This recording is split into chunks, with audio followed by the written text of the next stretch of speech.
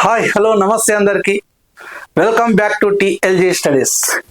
ఈరోజు అయితే ఉద్యోగాల నోటిఫికేషన్కు సంబంధించినటువంటి సమాచారం కోసం అయితే ఈరోజు వీడియో చేస్తా ఉన్నాను. ఏంటిది ఉద్యోగాలకు సంబంధించి నోటిఫికేషన్ ఏంది, నియామక నోటిఫికేషన్లు వస్తాయా రావా, మరి ఆర్థిక శాఖ గ్రీన్ సిగ్నల్ ఎంతవరకు ఇచ్చింది, మరి ప్రయత్నం ముమ్మరం చేసిందా చేయలేదా సర్కార్ అని అంటే ప్రయత్నం ముమ్మరం చేసింది అని చెప్పుకోవచ్చు. ఈ రోజు వార్తాపత్రికలలో చూసినట్లయితే అనేకమైనటువంటి వార్తలు అయితే రావడం జరిగింది. అంటే డిప్యూటీ ఎడ్యుకేషనల్ ఆఫీసర్కు సంబంధించి, అదేవిధంగా అధ్యాపక పోస్టులకు సంబంధించి, పీడీ పోస్టులకు సంబంధించి మరి త్వరలో తీపి కబురు అయితే రాబోతుంది అనే విషయము చూడడం జరిగింది. ఇప్పుడు ఇక్కడ ఏంది కొత్త రోస్టర్ పాయింట్లతోటి నియామక నోటిఫికేషను, ఇది హెడ్డింగ్. ఇక వరుసగా ఉద్యోగ ఖాళీల భర్తీ అంట, చురుగ్గా కార్యాచరణ, ఆర్థిక శాఖ గ్రీన్ సిగ్నల్, ప్రయత్నాలు ముమ్మరము చేసిన సర్కారు. చాలా వరకు మరి ఏంది నోటిఫికేషన్ ఏడొస్తాయి సార్, నోటిఫికేషన్లు ఏడొస్తాయి? గ్రామ పంచాయతీకి సంబంధించి స్థానిక సంస్థల ఎలక్షన్లు అనేటువంటి స్థానిక ఎన్నికల నోటిఫికేషన్ అనేటువంటిది ఉన్నది కదా. కానీ స్థానిక ఎన్నికల నోటిఫికేషన్ కంటే ముందే ఉద్యోగ నోటిఫికేషన్లను జారీ చేయాలని ప్రభుత్వము ప్రయత్నాలు చేస్తుందని సమాచారం. తద్వారా నిరుద్యోగుల్లో అసంతృప్తిని చల్లార్చడంతో పాటు విపక్షాలకు చెక్కుపట్టాలని భావిస్తున్నట్లు తెలుస్తుంది. గత ఏడాది నుంచి ఎస్సీ వర్గీకరణ చట్టాన్ని కేంద్రంగా చేసుకొని నిలిపివేసిన ప్రభుత్వ నోటిఫికేషన్లు ఇప్పుడు ఒకదాని వెంట ఒకటి వెలువడనున్నాయి. గతంలో విడుదల చేసిన జాబ్ క్యాలెండర్ను రీషెడ్యూల్ చేసేందుకు రాష్ట్ర ప్రభుత్వము సిద్ధమవుతుంది.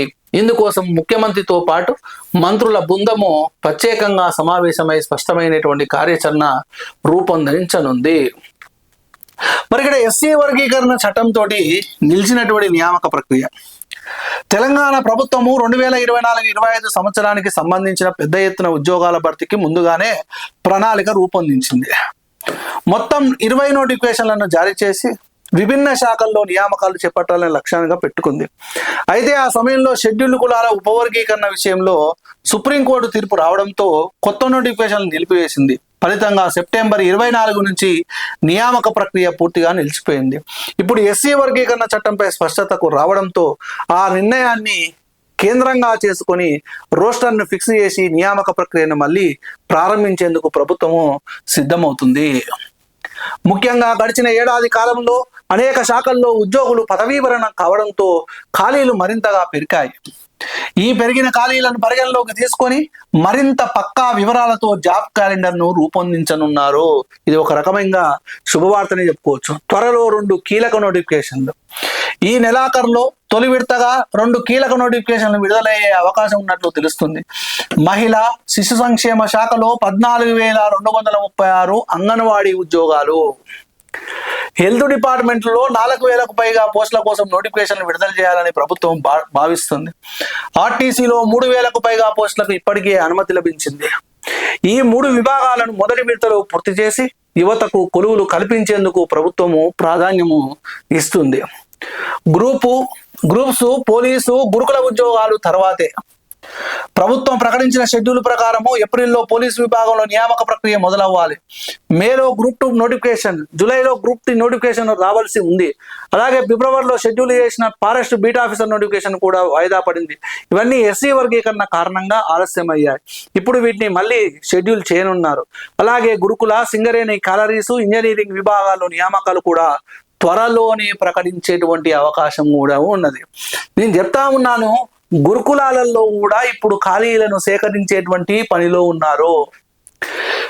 పీజీటీ ఎన్ని ఖాళీగా ఉన్నాయి, టీజీటీ ఎన్ని ఖాళీగా ఉన్నాయి, జేఎల్ ఎన్ని ఖాళీగా ఉన్నది, డిఎల్ ఎన్ని ఖాళీగా ఉన్నది, ఇట్లా అనేకమైనటువంటి విభాగాల్లో మరి ఇక్కడ ఖాళీలనైతే మరి ఎన్ని ఖాళీలు అనేటువంటిది సేకరిస్తూ ఉన్నారు. దాన్ని బట్టి మరి గురుకుల నోటిఫికేషన్ కూడా రావడానికైతే అవకాశం అయితే మనకైతే కనిపిస్తూ ఉన్నది.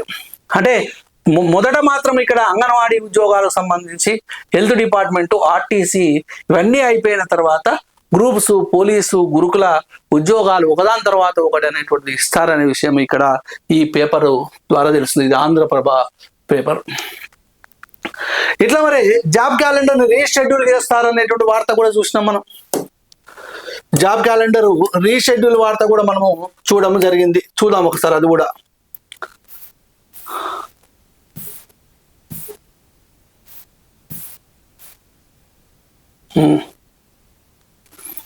చూడండి, త్వరలో సమీక్ష, వెంటనే భర్తీకి వీలున్న ఖాళీల గుర్తింపు. బట్టి ఉప ముఖ్యమంత్రి జాబ్ క్యాలెండర్ రీషెడ్యూల్ పై అతి త్వరలో అధికారులతో సమీక్షా సమావేశం నిర్వహించనున్నట్లు డిప్యూటీ సీఎం బట్టి విక్రమార్క, టీజేఎస్ అధినేత ఎమ్మెల్సీ కోదండరామ్ గారు, గ్రంథాలయ సంస్థ చైర్మన్ రియాజ్ గారు, టీపీసీసీ ప్రధాన కార్యదర్శి చెనగారి దయాకర్ కు తెలిపారు. వెంటనే భర్తీ చేయడానికి వీలున్న పోస్టులను ఈ సమావేశంలో గుర్తించనున్నట్లు బట్టి చెప్పారు. మంగళవారం కోదండరాము, రియాజు, దయాకర్ ప్రజాభవన్లో సీఎం రేవంత్ రెడ్డి బట్టీలను కలిశారు. జాబ్ క్యాలెండర్ను రీషెడ్యూల్ చేసి ఉద్యోగాల భర్తీకి త్వరితగతిన నోటిఫికేషన్లు జారీ చేయాలని కోరారు. విద్యా వ్యవస్థలో తీసుకురావాల్సిన సంస్కరణలను కూడా వారు దృష్టికి తెచ్చారు. ఈ అంశాలపై సీఎం రేవంత్ సానుకూలంగా స్పందించారు. ఎస్సీ వర్గీకరణ, విద్యా ఉద్యోగాల్లో బీసీలకు 42% రిజర్వేషన్లు కల్పిస్తూ బిల్లులను అసెంబ్లీలో ఆమోదించేటువంటి క్రమంలో నోటిఫికేషన్లు కాస్త ఆలస్యమయ్యాయని, అవి పూర్తయ్యేందున నోటిఫికేషన్ల విడుదలకు ప్రభుత్వం సిద్ధంగానే ఉందన్నారు. పోస్టుల భర్తీకి అనుమతి ఇవ్వాల్సింది ఆర్థిక శాఖ అని డిప్యూటీ సీఎం బట్టి విక్రమార్కతో మాట్లాడాలని సూచించారు. ఈ సందర్భంగా వారితో బట్టి మాట్లాడుతూ వివిధ శాఖల్లో పోస్టుల భర్తీకి అతి త్వరలోనే సమీక్షా సమావేశం నిర్వహించనున్నట్లు చెప్పారు. జాబ్ క్యాలెండర్ రీషెడ్యూల్ పైన కసరత్తు జరుగుతుందని హామీ ఇచ్చారు. కాగా బట్టి సమీక్ష వారం రోజుల్లోనే ఉంటుందని అధికార వర్గాలు అయితే చెప్తా ఉన్నారు. జాబ్ క్యాలెండర్ కూడా రీషెడ్యూల్ అనేటువంటిది చేస్తారు. త్వరలే వెంటనే భర్తీకి వీలున్నటువంటి ఖాళీలను గుర్తించి మరి నోటిఫికేషన్ అనేటువంటి చేస్తారు అనేటువంటిది కూడా ఈరోజు వార్తాపత్రికల్లో చూసాం. ఓకే, మరి ఒకదాని తర్వాత నోటిఫికేషన్లో ఒకటి అనేటువంటిది వస్తా ఉన్నాయి అనే విషయం ఇక్కడ అయితే అర్థమవుతుంది. ఓకేనా? కాబట్టి మీరు ఏ ఉద్యోగానికి అర్హులో, పోలీసా, గ్రూప్సా, గురుకులనా, డిఎస్సీనా, మరి ఇంకా ఏ రకమైన ఫారెస్ట్ రేంజ్ ఆఫీసరా, ఇంజనీరింగ్కి సంబంధించా, ఇంకా ఏమైనా హెల్త్ డిపార్ట్మెంట్కి సంబంధించిన ఉద్యోగాలకు ఎవరైనా ప్రిపేర్ అవుతా ఉన్నారా? అంటే క్వాలిఫికేషన్లకు సంబంధించి ఏ ఉద్యోగాలకు మీరు ఎలిజిబుల్, ఆ ఉద్యోగానికైతే ప్రిపేర్ కావాలని ఆశిస్తా ఉన్నాను. ఓకే, ముందుగా ఎవరైతే ఈ ఛానల్ని చూస్తూ ఉన్నారో సబ్స్క్రైబ్ చేసుకోకపోతే సబ్స్క్రైబ్ చేసుకోండి. నేను చెప్పినటువంటి సమాచారం మీకు నచ్చినట్లయితే లైక్ చేయండి. మీకేమైనా సందేహాలు ఉంటే కమెంట్ చేయండి. Wish you all the best. Thank you.